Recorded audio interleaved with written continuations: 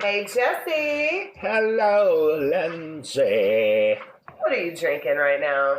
St. Augustine Distillery. I'm still on it, and I still love it. And it's on ice, and I got it in my rattle cup, and I love it. And it's really, really, really, really, really good. And I love St. Augustine Distillery, and it's really, really good. And I like it. Drink it just like it is, and it gets me geeking, and I love it. And I'm done. Yeah, because we've had already quite the morning today. You got up and went to work after we stepped out for a night on the town. Well, for about an hour and a half. Yeah. We already had our Bloody Marys that he insists on putting cheese and bacon It's in. Gouda. If you drink a Bloody Mary, put a hunk of Gouda. It was good. He put some in mine, and I was like, you learning. know what? This shit's learning. good. I'm learning and I'm teaching at the same time. We have this little jar of mixed pickled juices. Everything we save that's left over. Yes, so we've got everything from peppercini, pickle, olive, jalapeno, anything pickled, banana pepper, good. All this juice in one jar that we just add to our Bloody Marys. It's lovely. Along with, we ran out of LaSalle, but we got Tito's. Had Tito's and LaSalle. Yeah, I don't care. It's vodka. It's vodka. Vodka. What are you drinking? Tell me what you drink. I have already had a blackberry White Claw, a peach White Claw, and now I'm on black cherry. Woo, black cherry. Bam-ba-lam. Whoa, black cherry. Bam-ba-lam. So they're so nice and cold and crisp. They're just going down like water right now. So I need to chill out though so I can read my scripts here. Only on the weekends. Yeah. When I'm at home and ugly. That's all that matters. Big disclaimer. I haven't mentioned this because of the whole like drink about something and all the whole drinking. Mm-hmm. We only drink a little bit on the weekends. It's not like we're like ham bone. Like I'll get like a fifth or something. We don't drink every day. It lasts me like 3 weeks. I'm just drinking is our treat at the end of a long work week. So it's like not a staple responsibly type thing. We do yell at our kids though. So drink and yell at your kids. We have to. We have boys and they're not gentle. 4 boys. 4. We've raised 4. Yeah. Never pleasant boys. They have been. And what's crazy is raising boys, they will piss you off in 1 minute and then have you rolling on the floor laughing the second. Yeah, then they get all lovey-dovey emotional, especially with you. And to me, I'm like, get off me. And they're like, okay. But then they're like on you, they're all like, oh, mommy. And I'm all like, yeah, you're full of shit. I'm kind of an ass a little bit. I'm not too bad. No. I don't think I'm too bad. Sometimes. No. Maybe. Yeah. Sometimes. Yeah. Right? Yeah. What's the whole suspect has thing that you that I keep saying? Suspect has child issues and he keeps yelling at his kids because he drinks about something.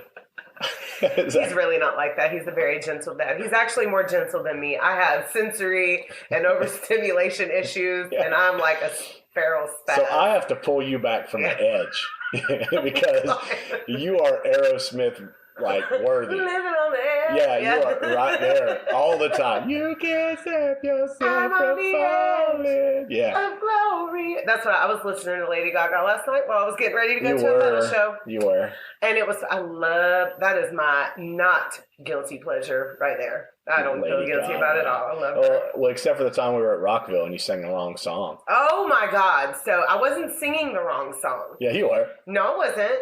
No, I was not because I was reading the prompt. It was Bad Romance, Poker Face, right? We were singing Bad Romance, but Poker Face music was in my head. But the song karaoke was Bad Romance. And there's a group of people in front of us. They gave us the USB of our recording, and I won't watch it because I'm like, I can't do it. And we still have it, though. I haven't watched it. You know what? I should download that shit and share it on here. No. Yeah. I want your love and I want your revenge. Poker face. Yeah, that's literally how it was going in my head. The whole time. Like, you couldn't break away. I think we're having some drinks because we go stupid kid. Like, we try to be 20-year-olds at Rockville. Oh, God. This past year, I paid for it, though. Yeah. But I learned from my mistakes, and I will not drink liquor again at a festival. I will stick to my seltzers. Your Trulies. Yes. Your seltzers. We had an amazing, a couple of episodes, a couple of part 1, part 2 of the Salem was really cool. Mm-hmm. Like, I'm excited, though, because of how geeked up you've been about Gertie. Why don't you just tell them about it? Just go. Just go. Gert. I'm not ready. There's a lot of dirt. No. But I'm excited and I want to. Go ahead and take another drink. I want to take a sip, but I'm going to let you fly, though. Take another drink, because this one's rough. Is that why I'm drinking straight LaCroix? Yeah. Yeah. This is bourbon. It's not liquor. There's a difference to me than bourbon and liquor.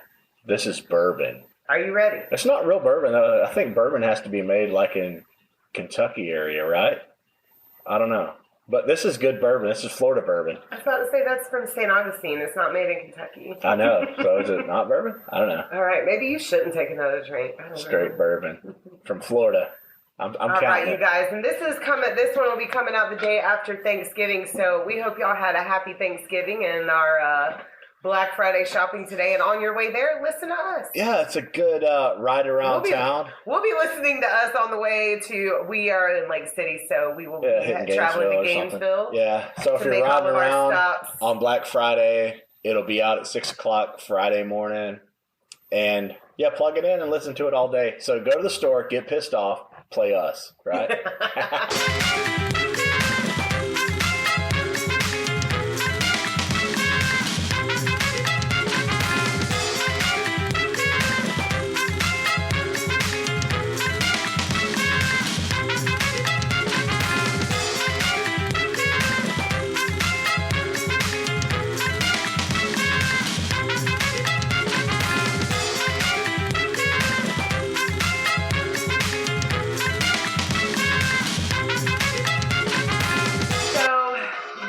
Is horrific as fuck. It's heavy and pretty graphic with severe abuse to a minor child that was done by many and ignored by many. Doing research for this has made me physically ill at times. Like, I went to work 3 days this week and everybody's like, hey, Lindsay, how you doing? And I'm like, I'm nauseous. And I was legit being honest. This was on your mind. This was on my mind, and I was very nauseous. Oh. So I heard about this one for the first time many years ago, and it has never really left my brain.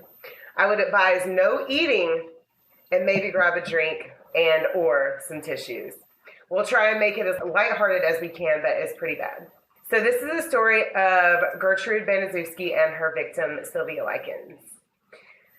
Gertrude, I really struggled with wanting whether I should talk about Gertrude's backstory or not, but I'm gonna, because you're trying to bring up the psychosis, right? Yes, of what really caused her to be this person, right? And I know nothing, so I'm just. And I mean, fuck her 100%, but it gives you maybe some insight as to why some of the following events will happen. So, Gertrude Baniszewski was born Gertrude Van Fossen to Hugh Marcus Van Fossen Sr. and Molly Myrtle in 1928.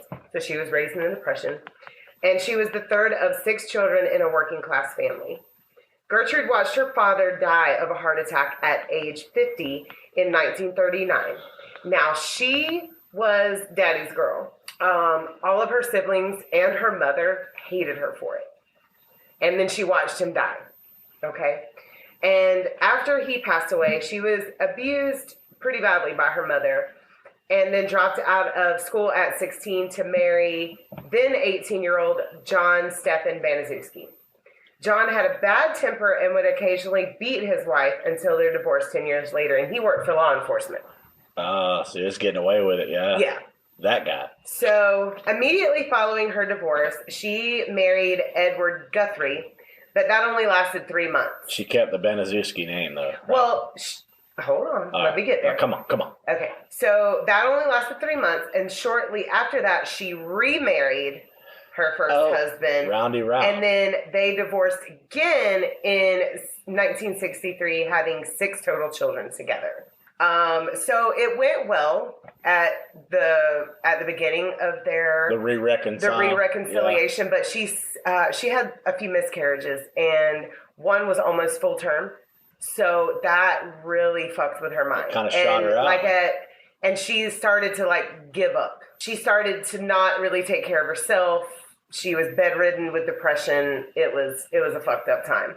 They divorced again in, like I said, in 16, here I go.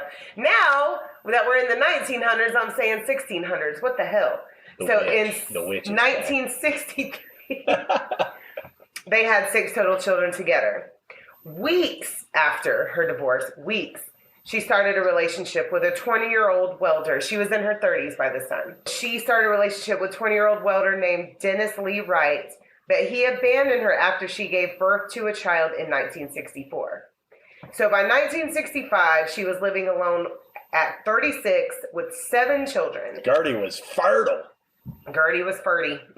Ferty Gertie. So the 7 children were Paula, who was 17, Stephanie, who was 15, John Jr., who was 12, and Marie, who was 11, Shirley, who was 10, James, who was 8, and Dennis Lee Wright Jr., who was a baby. And then she had miscarriages too. She had miscarriages in between. So at 36, she was severely underweight, weighing only about 100 pounds. Oh, God.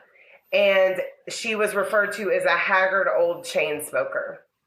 She suffered from clinical depression due to her failed marriages and several miscarriages. And like I said, one had been almost full term. So was it like the Pall Malls or the Misty 120? Oh, God. She looks like a Misty 120. No, Virginia Fences Slim. and hedges. No, she was the Virginia Slim bitch. Virginia Slims. So she was probably, it was probably, she had to been what? Was that like 9 kids though, right? Altogether? No, 7 total. She had 7 total. She had 7 that lived. Yes, but she had several miscarriages. I didn't see how many exact miscarriages there were, but there were several. Right. So that's what, more than 6? So we'll say a 10-pack, right? Like that. Yeah.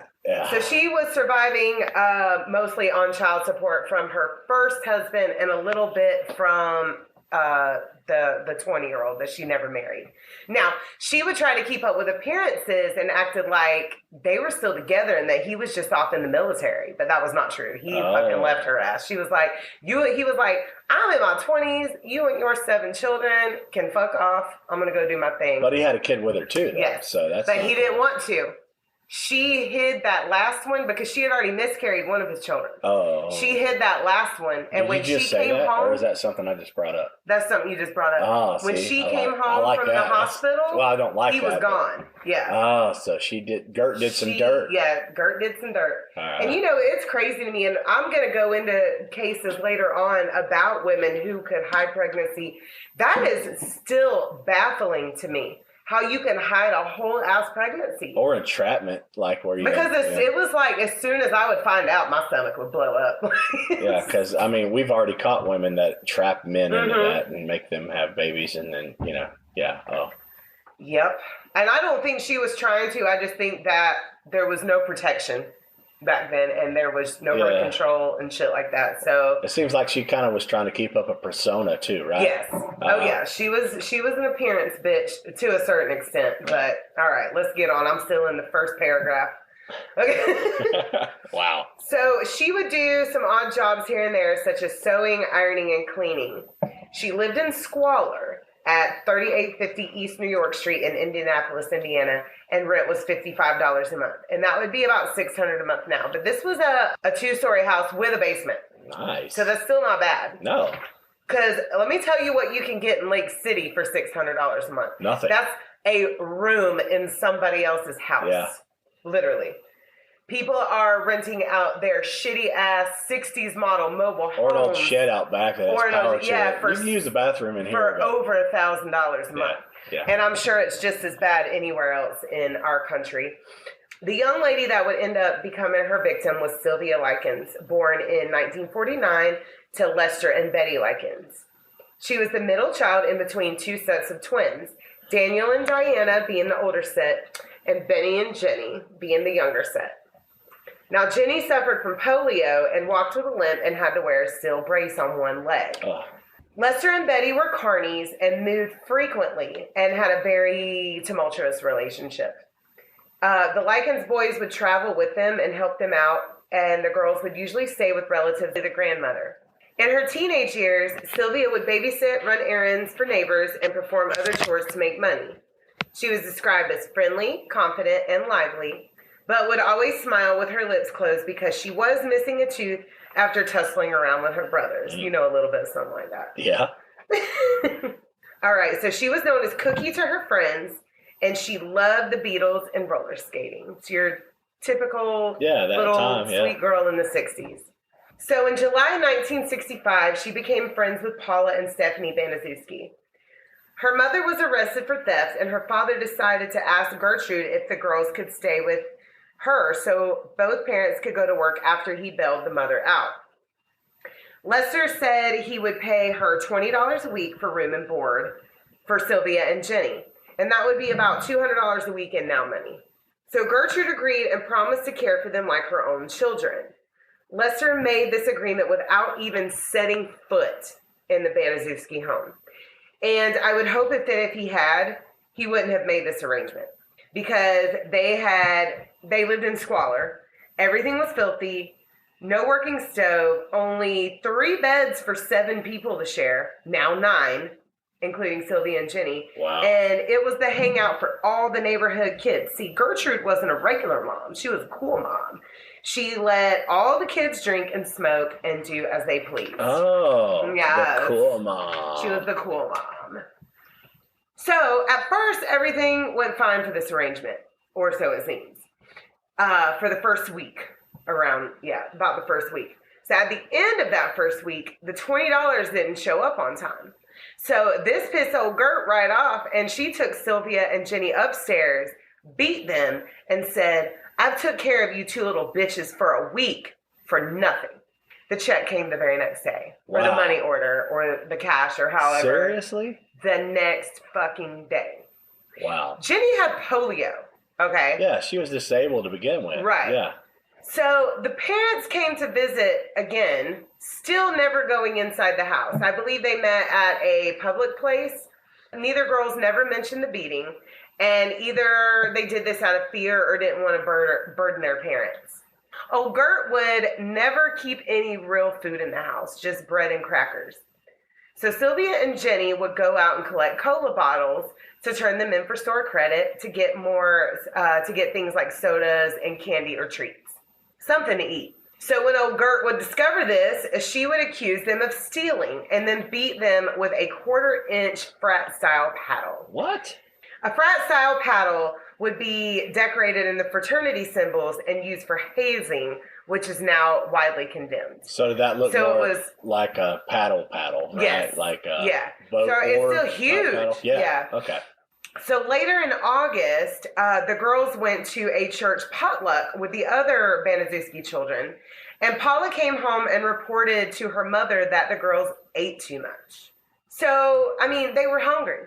Yeah. She only kept bread and fucking crackers. I mean, I don't understand in all of this research that I've done, I don't understand what the Baniszewski children were eating. Because Gert was like, she didn't fucking care. And I don't understand why they made this such a big deal unless they were jealous that Sylvia, crammed a few extra sandwiches and they were too scared to do such. I'm not sure. That's horrible. What a horrible ass life. Yeah.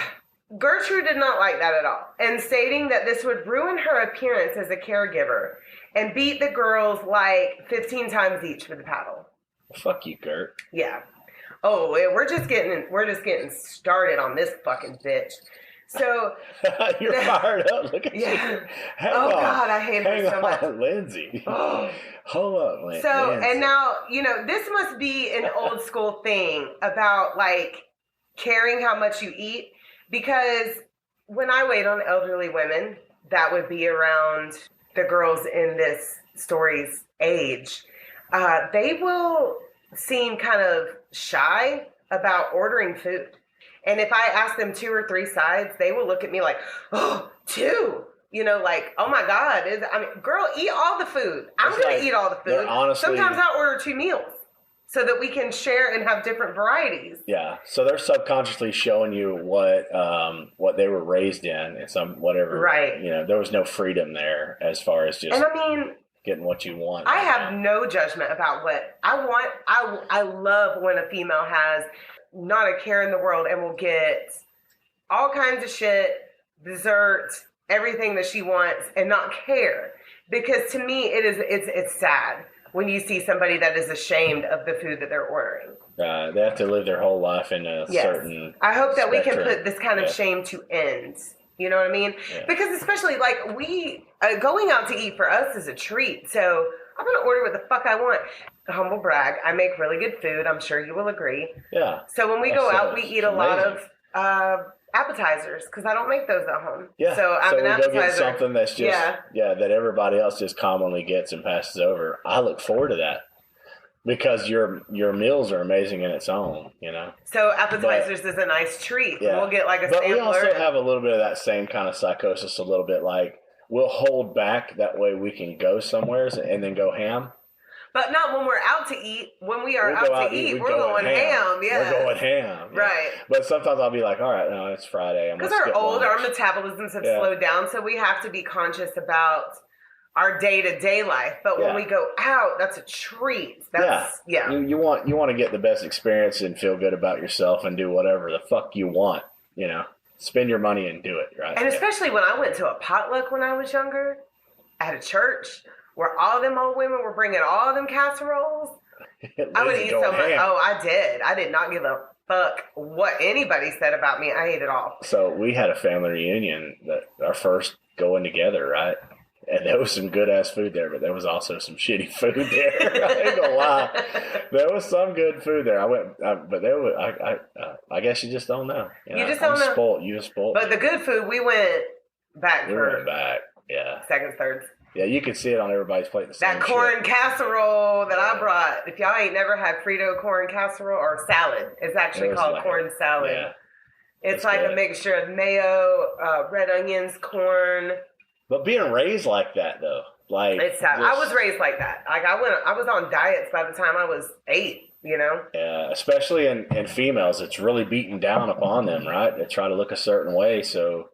And they think that reflects on the parent, right? Like the mom is usually not the dad so much, right? The dad will just be like, you know, whatever. But the mom wants to have her child look in a certain way. That way she can look like all the other cookie cutter ass kids, right? Right. I mean, the thing that we focus on limiting our boys is like the processed food. Like I want them to eat and be full and be satisfied, but the processed food is what I try to cut down on. And in life, those are treats. They know that they're doing wrong. They know that they're sneaking at 12 o'clock at night, and it's not good for them. And we're telling them that, right. But it's a difference. There's a big difference there. So after this, the abuse was solely put on Sylvia. After the potluck incident, old Gert forced Sylvia to eat a hot dog piled with every condiment she can find, like overkill on condiments. Because at first I was like, you know what? I piled me some condiments on a hot dog. When we do hot dogs here, we got sauerkraut, coleslaw, shit's running out. Shit is running everywhere. We don't care. But this was a little different. This was aimed to make her sick. She was hazing her whipping girl, right? And her child. It had to be torturous because Sylvia did vomit halfway through getting this hot dog down. And old Gert was like, okay, finish this and you'll be done. So Sylvia held her breath and got the rest of the hot dog down. And then Gertrude said, I mean all of it. Meaning the vomit. Oh, God, Gertie. Lindsay. This would be the beginning of horrific, sadistic, humiliating, and unspeakable torture that Gertrude would inflict on Sylvia. It's going to be one of those. Yeah. Y'all strap in. I'm taking a sip. It's fixing to get worse. I'm taking a sip. So the parents came to visit again, meeting at a public spot again, and Betty actually questioned their weight loss, her daughter's weight loss. And Gertrude said that they were on a diet with Paula. And the girls never said a word again out of fear, and Gertrude was paid in advance for the next month. So one day the younger girls would be having a conversation about things they had done with boys. And Sylvia mentioned a boyfriend she had when her family was previously in California. Gertrude overhears and asks her if she had ever done anything with a boy. And Sylvia mentioned that she had went skating and went on little normal dates with a boy and had laid under a blanket with him. So this promoted Gertrude to say, well, you're getting big in the stomach. Looks like you're pregnant. Sylvia was definitely a virgin. Gertrude proceeded to kick Sylvia in the genitals over and over and over. What? Calling her a whore until her strength gave out. Because she was a frail, haggard, smoking-ass bitch. Kicked the whipping girl until she got tired. And then Paula joined in. She made her kid join in? Yeah. Sylvia then tried to sit on a chair, and Gertrude kicked it out from under her and said she was not fit to sit on a chair. She was filthy and can sit on the filthy floor. And all the neighborhood kids were there and laughing at her. They did that shit in front of people? Oh, yeah. So now I don't know why all these kids would engage in the following abuse other than maybe mob mentality, which by definition is a psychological phenomenon that describes how people are influenced by a group to adopt behaviors, attitudes, or beliefs. This reminds me of a story when I was in 8th grade. I went to a private Christian school. And there was a group of boys that cornered a mentally challenged boy after school and repeatedly whipped him with their belts until they were caught. That happened to you? No, it didn't happen to me. I seen it happen at the school. Right. I mean, you were there to witness I was there to witness this. That's what I mean. And that's where I think, like, mob mentality, none of these boys would have probably done that mob individually. mentality will make you do some fucked up shit. They would never have done it individually, but together. Yeah, they all got hyped up. And this was all influenced by some of the older high school boys. Wow. But then all ages, because we only had 150 kids from kindergarten to 12th grade. And there was a lot more girls than boys. So pretty much most of the boys joined in on the beating of this mentally challenged boy. Wow. Yeah. Right in front of you. Yeah, it was during our PE hour, because we were made to walk around this field and there was little woods and all the boys went into the woods and got him. Wow. Sick. It's horrible. Go on with Gert. Fuck. So shortly after this, a middle-aged couple named Phyllis and Raymond Vermillion. This reminds me of the fucking Slipknot song. Come Vermillion. I had to do it. I'm sorry. I know. We need to put in as much lighthearted as we can in this because it just gets worse from here, man. I do that. I can't help it. So Raymond and Phyllis Vermillion would move in next door. And they saw that Gertrude had 7 children and had took 2 more in and thought she would be a great babysitter for their children. So they had the family over for a barbecue to get to know them more. Now, Phyllis sees that Sylvia is literally just wandering around kind of in a daze with a horrible black eye and asks what happened to her. And Paula proudly boasts, "I gave it to her." And then proceeds to grab boiling hot water and throw it in Sylvia's fucking face. What the And the Vermillions did nothing. What? No police, no child services, nothing. And I have to mention, Paula is pregnant. She had ran off with a boy previous to this, to Sylvia and Jenny coming to stay at their house, and had got pregnant and then come home when that boy abandoned her. So she was pregnant during the time of all this abuse. It got back to Gertrude that Sylvia was spreading around school that Paula and Stephanie were having sex with boys in exchange for money. Coy Hubbard, Stephanie's boyfriend at the time, found out and in a rage came to Gertrude's and he screamed in Sylvia's face. Then Gertrude told Coy to teach her a lesson. So Coy punches her in the face and practices his judo moves. Judy chop. I'm sorry. Then they threw her in the basement where he would repeatedly smash her against the floor and walls. I gotta quit making jokes about this. This is fucking horrible, man. Insane. Yeah. When he was done, Gertrude said he was welcome to come do his, come practice his judo on Sylvia at any time he pleased. Fuck. And because she deserved it. What the fuck? Then Gertrude leaves her in the basement, telling her that she had to stay there. Now, Sylvia had a friend that she had made at school. Now, she's going to school this whole fucking time, by the way, where she's got visible wounds on her. Okay? Sylvia had a friend that she had made at school named Anna Cisco. And Anna always wondered why Sylvia wouldn't come to her house or invite her over to the Baniszewskis. One day, Sylvia finally invited her over, and Gertrude immediately pulled Anna to the side and said that Sylvia was telling people that her mother was a whore. Anna punched Sylvia in the face and ran home crying. And the next night, she did the same thing to one of Stephanie's friends, who also punched Sylvia in the face.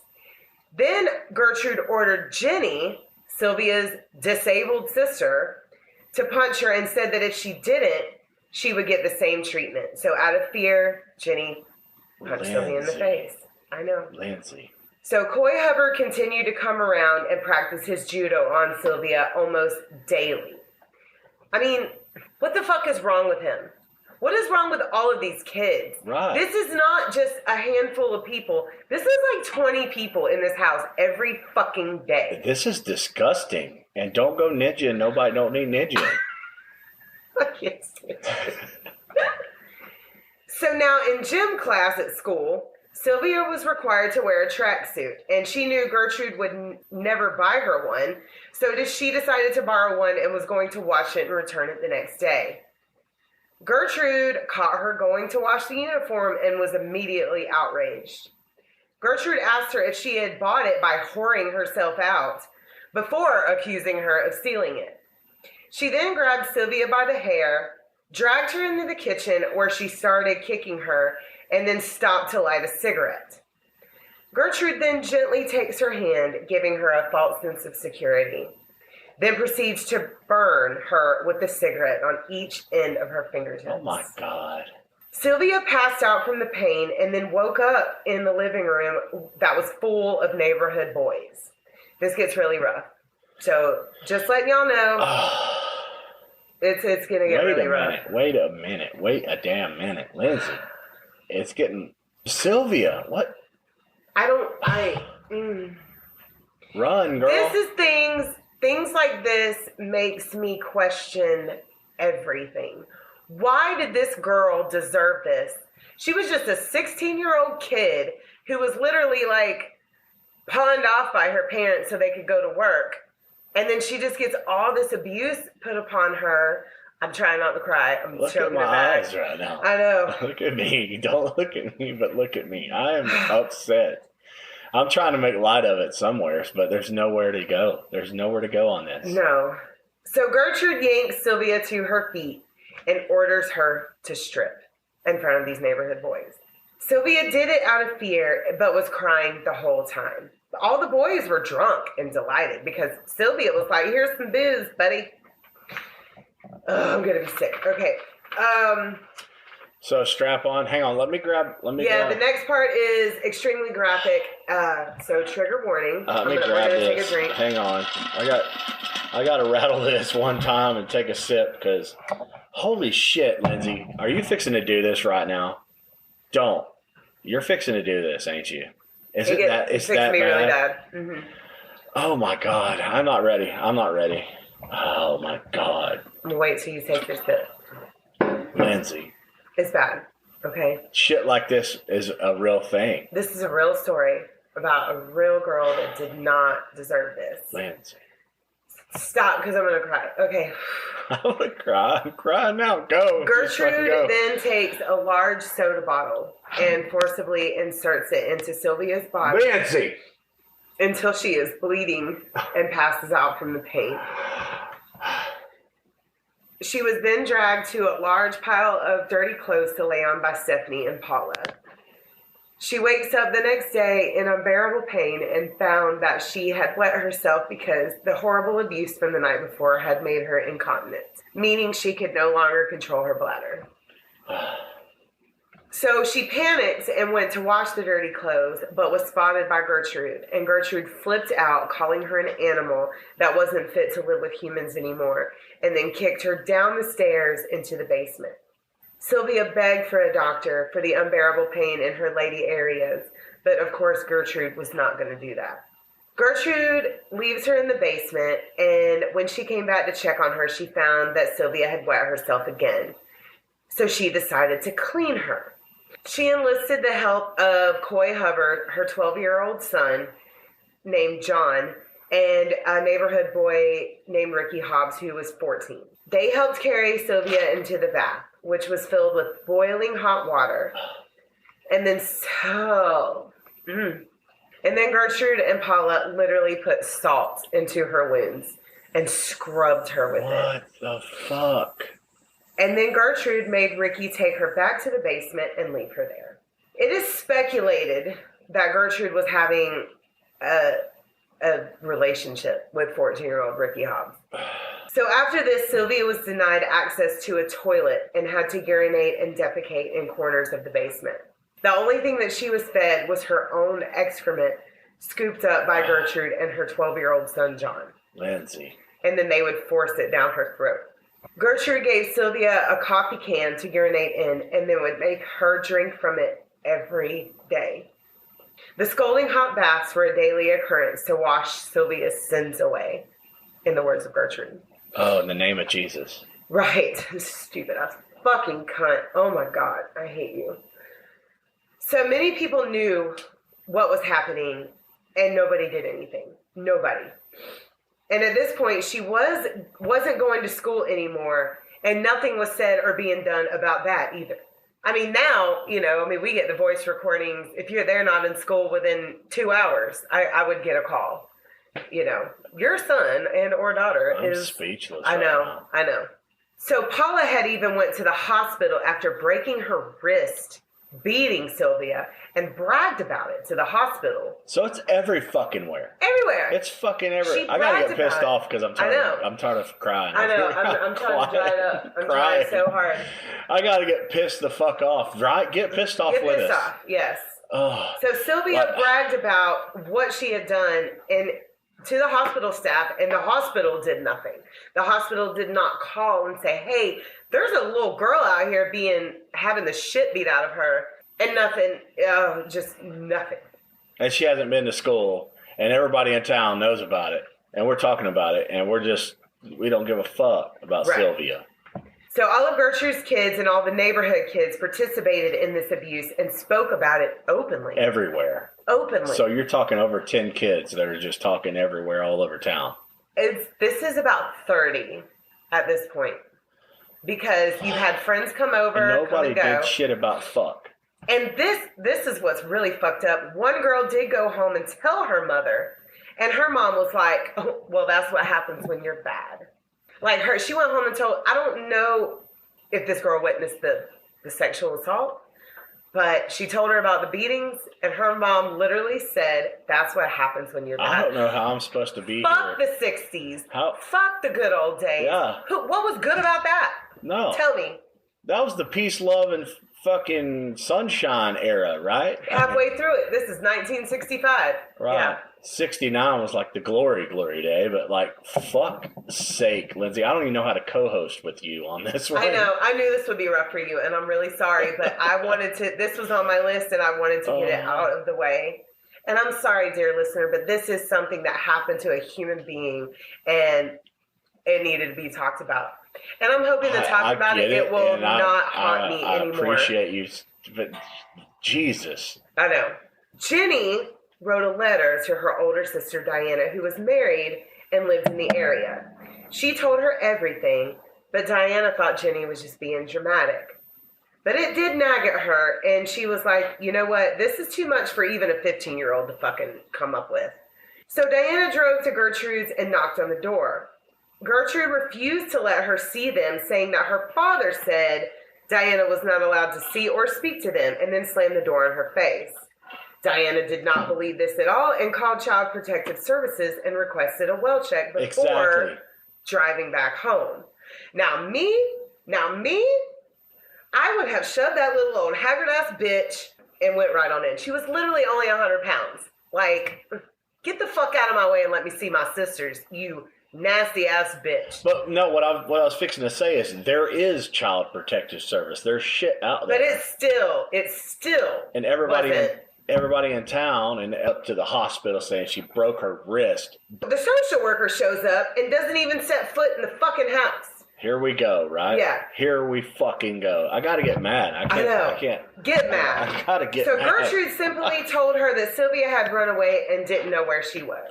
The social worker just left and did nothing.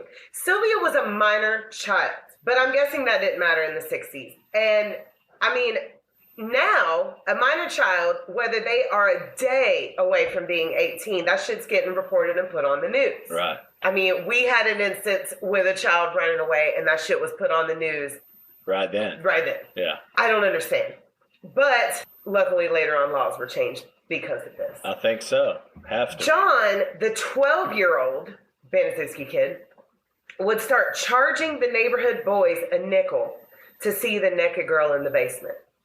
12. And covered in feces and piss and shit and excrement and feces and excrement, same thing, but blood, black eyes, bloodied, covered in cigarette burns by this point.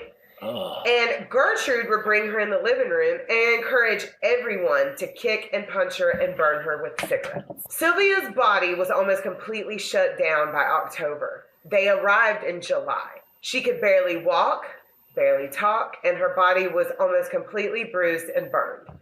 Her body was too dehydrated to even produce tears. On October 21st, Gertrude brought Sylvia out of the basement and handcuffed her to one of the beds and told her that if she could go the night without wetting herself, she could sleep upstairs. But this wasn't possible. She was now incontinent from the Coke bottle incident. And when Gertrude seen that she had wet herself, she dragged her into the living room, which was full of neighborhood kids. She tied her up and gagged her and had the kids heat up the ends of needles. What?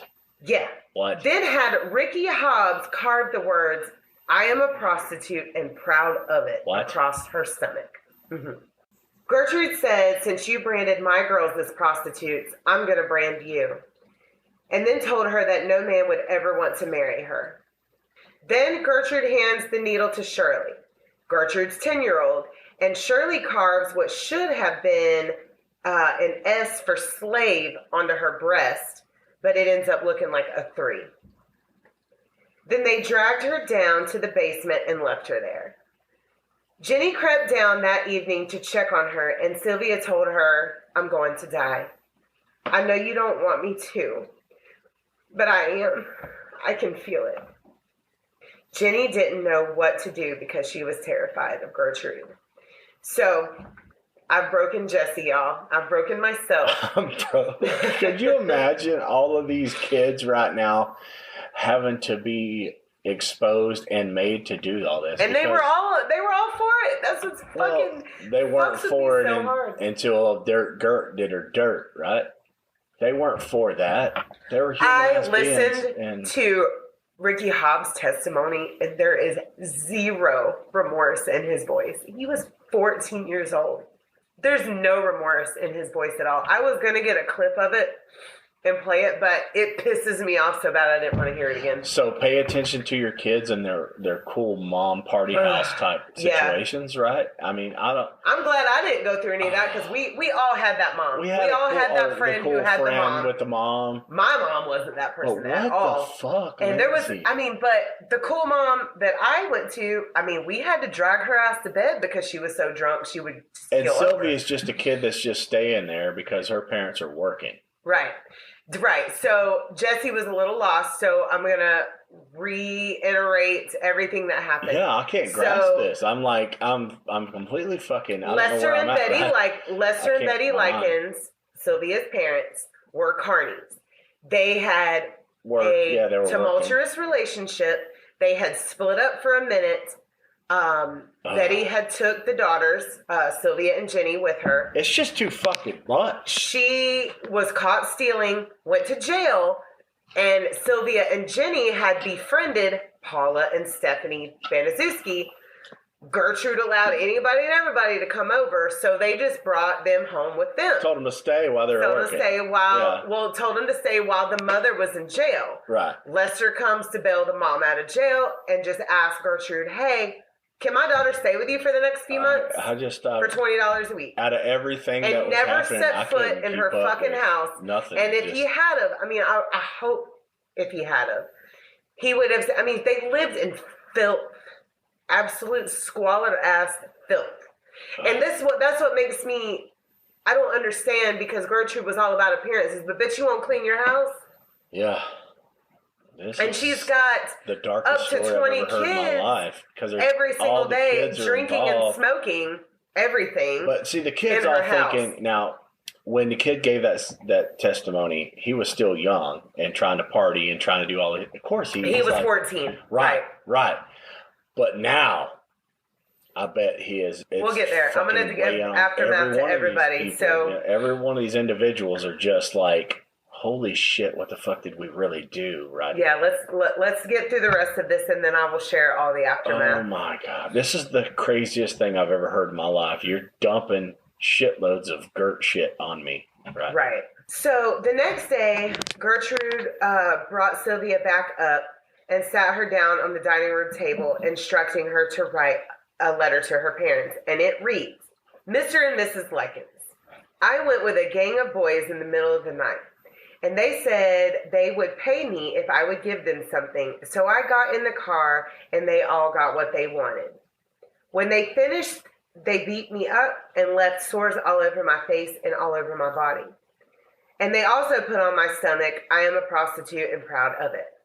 I have done just about everything that I could to make Gertie mad and cause Gertie more money than she's got. I've tore up a new mattress and peed on it. I have also cost Gertie doctor bills that she really can't pay and made Gertie a nervous wreck and all her kids. That is the letter word for word. Made her fucking cover So, well, herself Gertie up. already fucked up because who the fuck refers to their parents as Mr. and Mrs.? Right. So Gertrude also knew that Sylvia was dying, and this letter in her mind would save her ass. She made a plan to drop Sylvia off in some nearby woods overnight and hope that she would die from exposure. And then the letter would show up, and then that she had just run away. But when would she have had time to write this letter? When she ran away? When she was getting raped by a car full of boys? Yeah, like, you don't take them or to when the she police. died in the woods. She's going to send it out. Oh, let my spirit mail this letter. When you come back from all of that adventure, just write them a letter and go to the woods and die. So, yeah, like I said, Gertrude was just an evil-ass idiot. So Sylvia tried hard to grab all of her remaining strength to escape, but was caught. And Gertrude tried to force-feed her some toast, but Sylvia was too dehydrated to swallow it. Gertrude then tried to force it down her throat with a goddamn curtain rod. What? And then Coy Hubbard used that curtain rod to beat Sylvia unconscious before throwing her back down into the basement. When Sylvia woke up, she made another attempt to escape by banging on the basement walls as loud as she could. Raymond and Phyllis Vermillion would later say that they heard banging and screaming until around 3 a.m., but they were so used to hearing those noises from Gertrude's house that they thought nothing of it. It's just natural. We're just going to let that be the sound of the neighborhood. I lived before I met you, I lived in an apartment complex that did not have the best reputation. There, when I was laying down in my room one night, I heard screaming in the apartment next door. It sounded like kids screaming. And I called immediately. I called the cops immediately. Yeah, just a I said, I don't know whatever. But it is, I said, they could just be having a good time, but it is midnight, and I hear screaming in the apartment next door. I don't know what ever came of it, but I felt better calling to have a well check. I was able to sleep that night. Yeah, we had one here not too long ago because I accidentally called 911 twice. Yeah. Well, I called it one time because there was this, I think it was a mental patient or something that was in the middle of the road on the way to work. And then when I came home, like later on that evening, somehow I called them again. So they came home. I was like, y'all come on in, check out the house. Yeah, check me the house. I don't care. Yeah, right. I don't care. Like, I respect But screaming that. kids at midnight, that's a red flag. That's weird. Yeah. And those little boys were friends with my little boys. I'm not saying be a Karen, but at the same time. Yeah, don't be a Karen. But if you hear screaming from the house next door, call somebody. Yeah. Screaming is not natural. Live your life good enough where you can let a police officer come in your house. Right. Yeah. At least you're doing halfway a decent person. You're right. God. So on October 26th, Sylvia was completely delirious. But she still made one more attempt to escape before Gertrude stopped her, stomped her on her head in a rage, and threw her back in the basement. Later that day, Ricky Hobbs spotted Stephanie crying over Sylvia in the basement floor. They knew something was wrong. They carried her upstairs and gave her a warm bath and dressed her in clean clothes. And then they realized Sylvia wasn't breathing. Stephanie attempted mouth-to-mouth and then screamed for help. Gertrude was fucking angry, calling Sylvia a fake and a liar. But she was not. Sylvia was gone at 16 years old. But Gertrude still beat her lifeless body with a book until she realized she was in fact deceased. She then panicked and moved her body back to the basement and told Ricky to call the police. She instructed everyone on what lies to tell the police when they got there. And when the police did arrive, she told them Sylvia had run away in the night and had just turned up about an hour ago, clutching the letter, and Gertrude handed them that letter. The police didn't know what to think, and after at first lying about the situation, Jenny whispered to one of the officers, "If you get me out of here, I will tell you everything." So after Jenny's statement and questioning of the rest of the family and neighborhood kids, the entire family, Coy Hubbard and Ricky Hobbs, were arrested for murder and assault. Finally. Yes. Some light. Something in the darkness. On Sylvia's body, there were over 150 cigarette burns. What? Second and third degree burns, severe bruising, nerve and muscular damage, and brain hemorrhages. Her vagina was almost swollen completely shut, and she had bitten almost entirely through her lips, and they were hanging off her face by a few strands of tissue. Oh my God, Lindsay. All of her fingernails were broken backwards, and most of her skin had receded. The doctor said she had been dead for up to 8 hours before being found by the police, and her bath had been given to her after death. Yeah, they can sell that. Yeah. So, trials for Sylvia's death began in April 1966. Murder charges were against Gertrude, Paula, John, Ricky, and Coy. Stephanie did not receive charges because she testified against her family and boyfriend Coy and then Ricky. Paula gave birth to her daughter in prison, who she named Gertrude. Oh my God. But she was put up for adoption, and hopefully that family changed her fucking name. I mean, I can't make any comical banter on any of this bullshit. No, I told you this one was hard. This isn't fair. You just did me like dirt with the Gert. Dirt with the Gerts. I can't even make any. Fucking hell. It's hard to. The only thing I could go to was being pissed off. Right. And that's the best way to be, because at least it came out, right? It came out to light. Fuck them kids. Fuck Gertrude. Fuck everybody. Yeah, and the whole, gang enthusiastic childhood fucking torture and abuse. Oh my God. So everyone claimed that they were forced to do this abuse by Gertrude. And Ricky does say that in his testimony, that he has like no remorse in his voice at all. Like they asked him, did you carve that into her stomach? And he was like, yeah, Gert told me to. Yeah. But it's the way he says it. It's just, I don't know. I don't understand. First of all, I wouldn't be able to do and act like that, whether I fear somebody or not. And I'm definitely not going to fear some 100-pound ass, little haggard ass, chain smoking ass, drunk ass bitch. I'd have took her. I'm going to knock her on her fucking ass. It's just, I don't get it. I don't understand. I'd have took her 305s and dipped. Yes, I am so happy that you associated her with 305. I'm taking your 305s and I'm getting the fuck out of here. And I'm going to tell everybody. Because they were all telling everybody, though. That's the thing that gets me. They have been telling everybody for months. It's been going around. Yeah, it was from July. Those are a bunch of school-ass kids. School-ass kids telling everybody in school-ass fuck. And nobody gave a fuck. So, I wish she'd have come back like Carrie. That'd have been great. Burn up all of them motherfuckers in that house. So, as per the last two little things that we did on the witch stuff. That's one of my good for her. A witch should have came out. Category girl. How come your witches that claim to be witches can't be doing some good for some shit like this, right? So Gertrude pled not guilty by reason of insanity and blamed her children, Coy and Ricky. She literally states in one of her testimonies, and I listened to her say this in her own fucking voice, that she barely knew her and that she was on medication and really just didn't know what was going on. What? Yeah. She did say, though, that Sylvia, before she said, later on said that she didn't know her, she said that Sylvia was a neighborhood whore and was 3 months pregnant. But Sylvia's hymen was actually still intact. Still intact after the bottle and everything. Mm-hmm. And, of course, she was not pregnant. Gertrude was convicted of first-degree murder.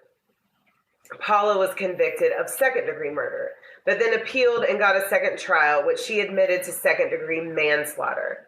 But she only served 3 years and was paroled. That's garbage. She moved to Iowa under a different name, but was later exposed on Facebook in 2012. Here you are. Hello. She had worked for the goddamn school system as a teacher's aide, and she was fired. Now, John, Coy, and Ricky were all convicted of second-degree manslaughter and got 18 months in juvie.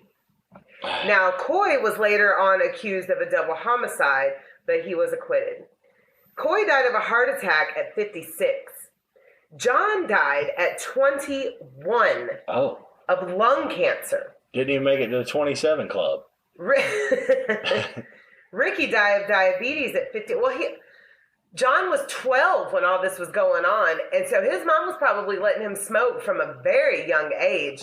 And then it was said that all the guilt ended up coming on him really hard after 18, and he just became a chain-smoking motherfucker. Yeah. And then, he came in probably depression and everything. Yeah, I bet. So Ricky died of diabetes at 52, and Gertrude died of lung cancer, but did, before she died, end up getting paroled and worked for the fucking school system before her death.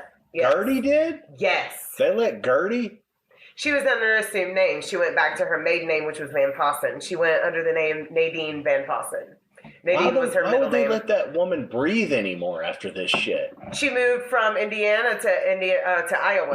No, how do you get out of fucking prison I don't know. and death? She got out of prison in 1985. This happened in 65. So she only did 20 years. So she just got like involuntary manslaughter or something, right? I think her death sentence was changed to a life sentence. And life sentence back then was 20 years, right? Yeah, if you and she was like a model prisoner, and they called her mom. Yeah.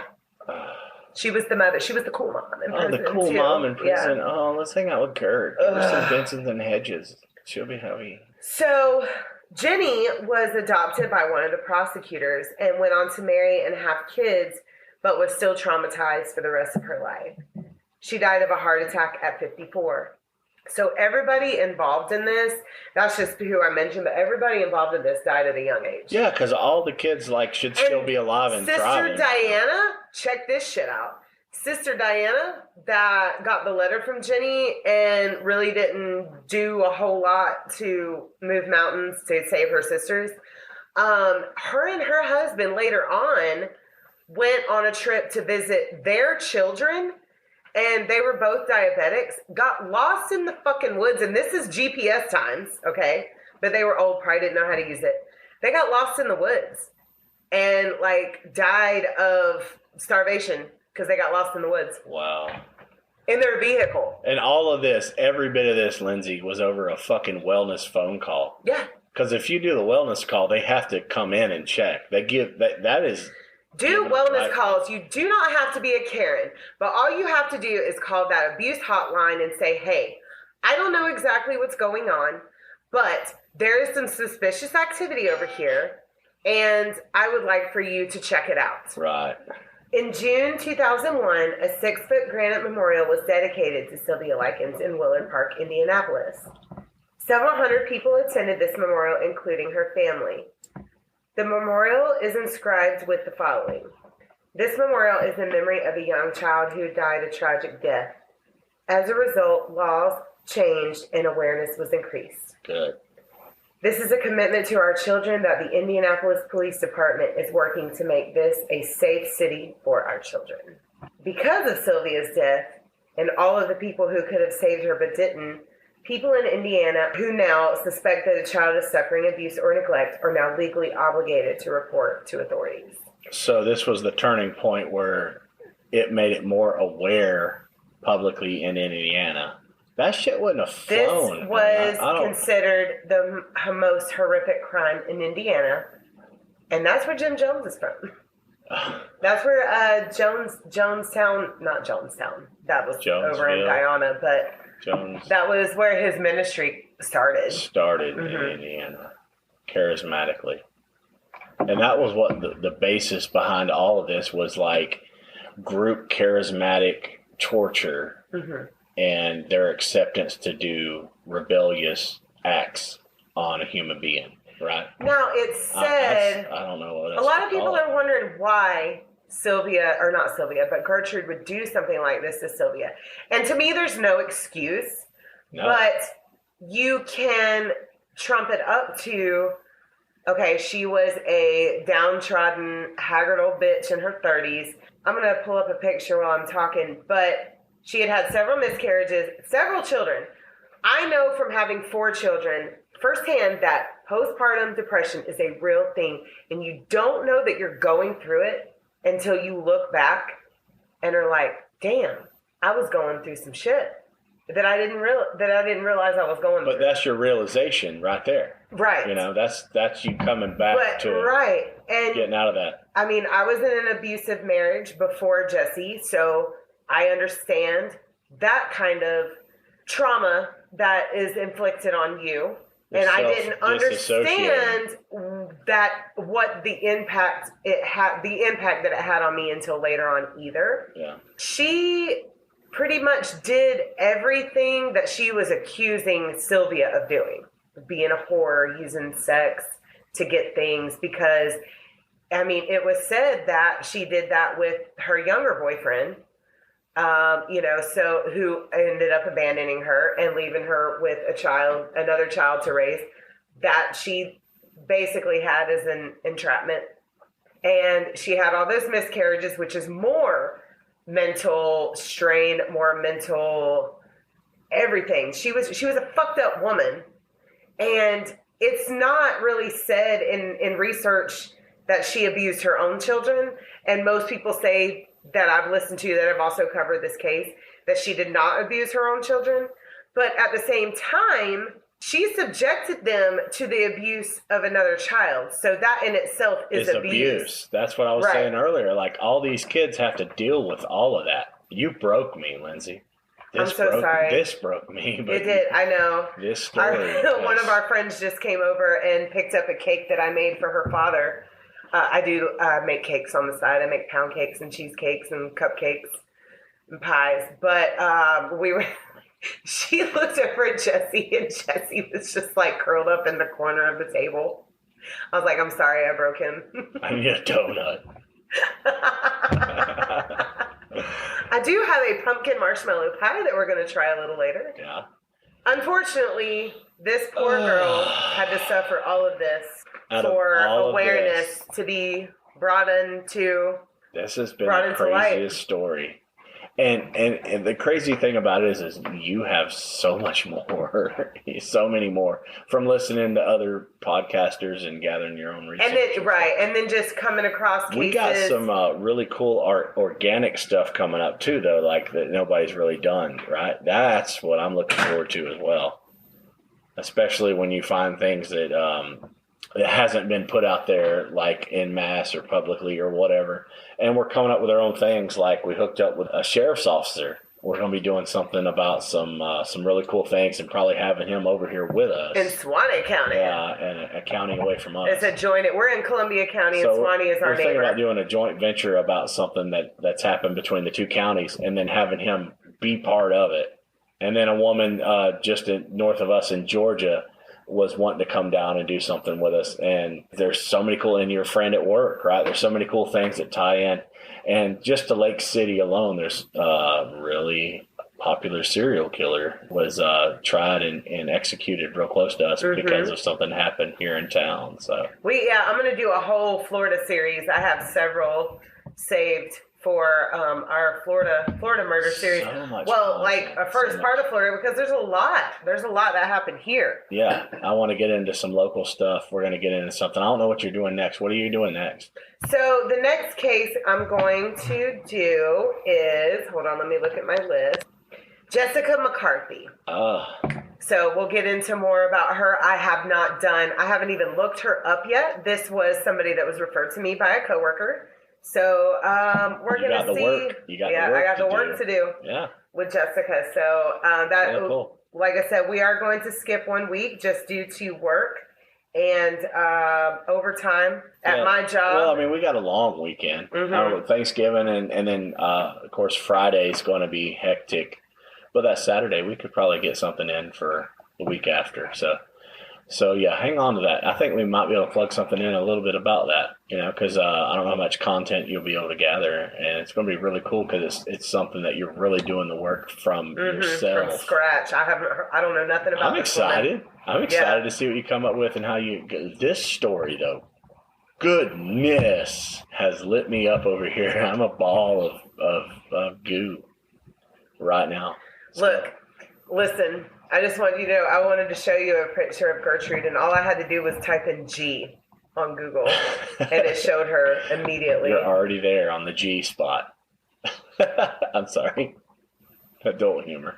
There was Gertrude. Though she looked like a fucking Gertrude. Oh, she does. Haggard asshole bitch. That's her as a child.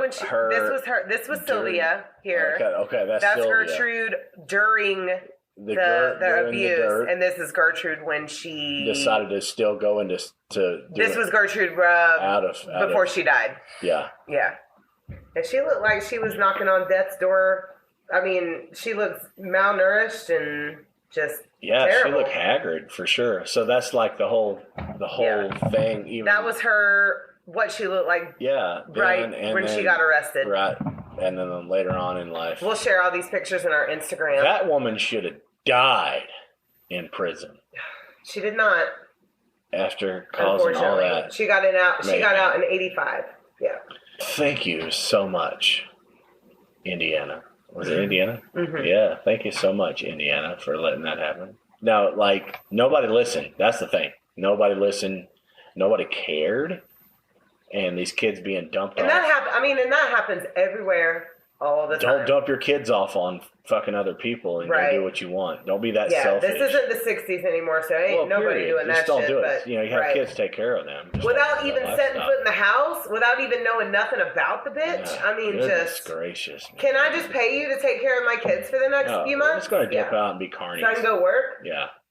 Anyhow, Lindsay, you broke me, and I want to play music. I'm sorry, what band are you plugging today, my love? In Jacksonville has this really cool band, and we've played with them a couple of times. And I wanted to, because we're sticking with the punk rock stuff and everything, I wanted to play one of their jams, and they're in a really cool band called Dancing with Ghosts. Okay, I know that band. You know that band? Yes. Because you were geeking about them a couple of times. I like their little gimmick, all their little show stuff. It's pop punk, and I love it. I love it. And Dancing with Ghosts. I'm excited. I will post the song that we're featuring on this episode. I will post that in Instagram also.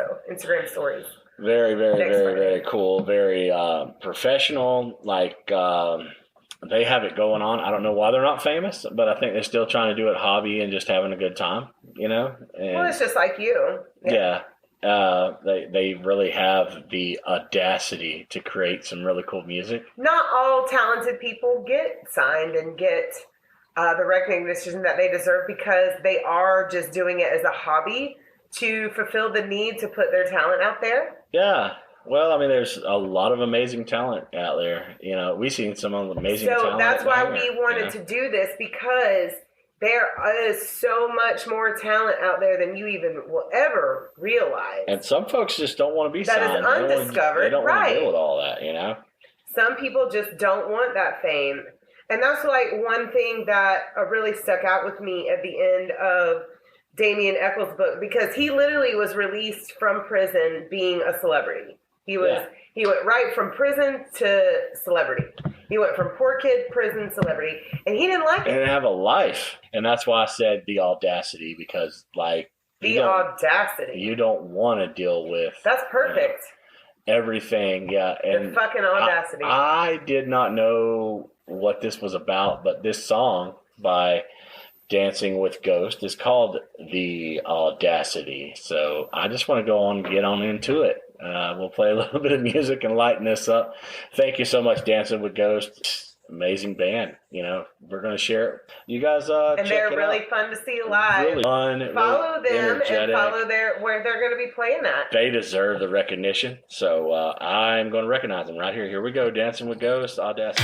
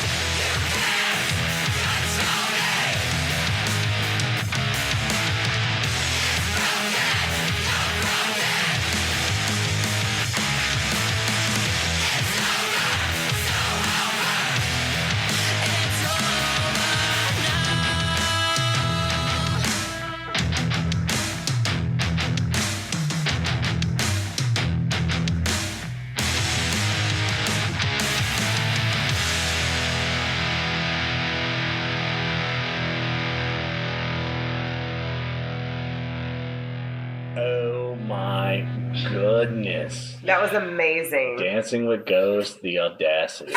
Yes. Why aren't they famous?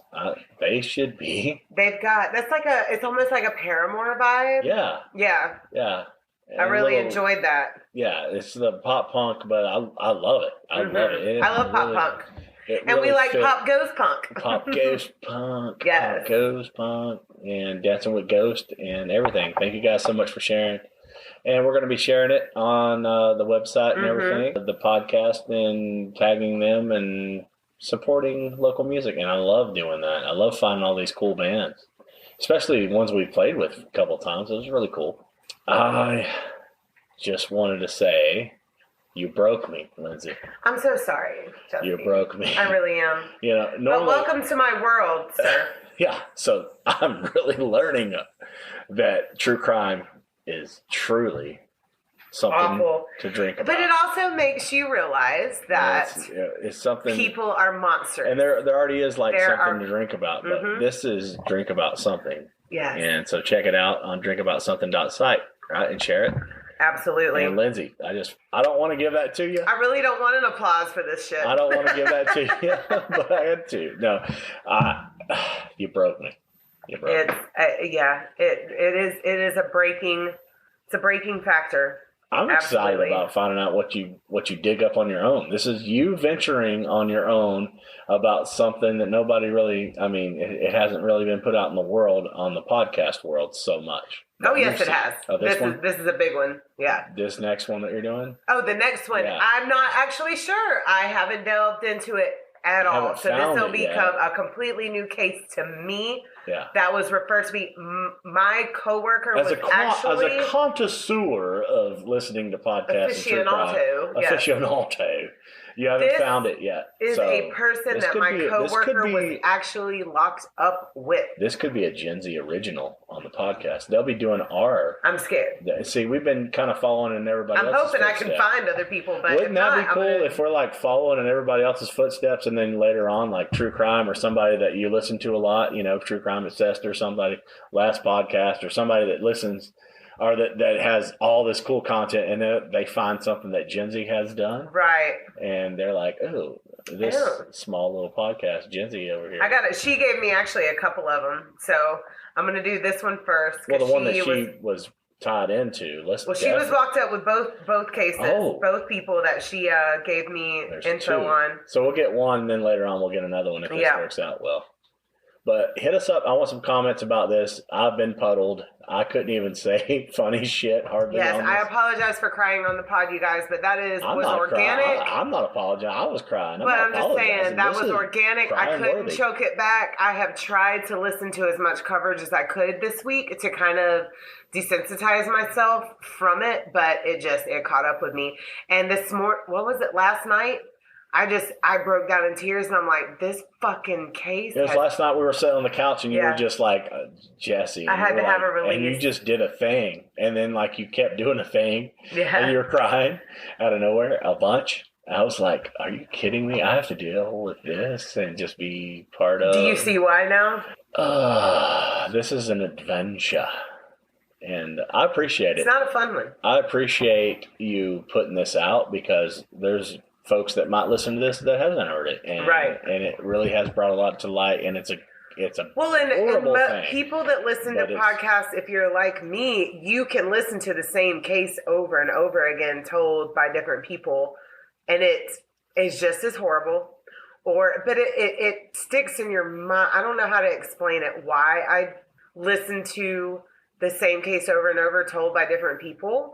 But you can sometimes, some will talk, because some people don't like to talk about certain parts of this case, and some people will. So you get the more you listen to about it, the more of the whole picture. So in your rendition of it, you kind of grab different things from different spots. And the Coke bottle part was very hard for me to talk about, and some people won't talk about that. They'll say, hey, you can look that up. But it's a real ass thing. Right. And this woman couldn't even urinate properly. She had no control over her. No control. Yeah. I have to edit this. So I know. I'm so sorry. To this for the next few days. It's going to kill me. It's good to have a good cry every now and then, even if it is. Does Sylvia Likens deserve to be cried over? Because she didn't deserve it. And tears shed for her, to me, makes you more human. Yes. It really does. And it makes her story, her existence on this earth, she existed. And she didn't deserve it. No. Not at all. She didn't deserve that treatment whatsoever. And it makes you aware that people are monsters. There's no such thing as monsters, but people are monsters. Yeah, they definitely.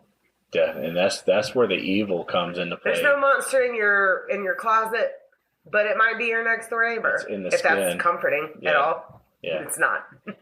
But we're going to leave it with you guys. Thank you so much for listening. We appreciate all the followings and the downloads and all the cool stuff that we're watching on Buzzsprout. It's amazing. And I'm going to try and find a couple of Christmas. Something December-ish? Yes. Some Christmas things to speak about. Coming to you in December. So next will be Jessica McCarthy, and then and then after that we're going to find some Christmas related. Yeah, something cool in there, a little Krampusy, something. Maybe there's it's out there, but thank you guys so much. I have one on my list, but my list is long, as you can see. Wow, Lindsay. Yeah. She's showing me dirt. She showed me the dirt past the Gert. Mm-hmm. Yeah, Gert. As you can see, Gert was at the top of my list. That's how that. But I didn't do that one first. But material there to go by. We're going to be doing this. I'm having such a great time. We're going to be doing this for a while. I was puddled today, but I'll get over it. We're going to see you guys. Hopefully, maybe next week. I'm going to force her into doing something next week. I know she's busy, but we might get something together. And I have a lot of overtime next week. I don't know if I'm going to be able to have time to research a case, but we'll see. We'll see. Yeah, we hope you had a great Thanksgiving. This is past Thanksgiving. Yes, this will be past. Yeah. We're in the past, present, future. Past, present, future. We're in Outlander world over here.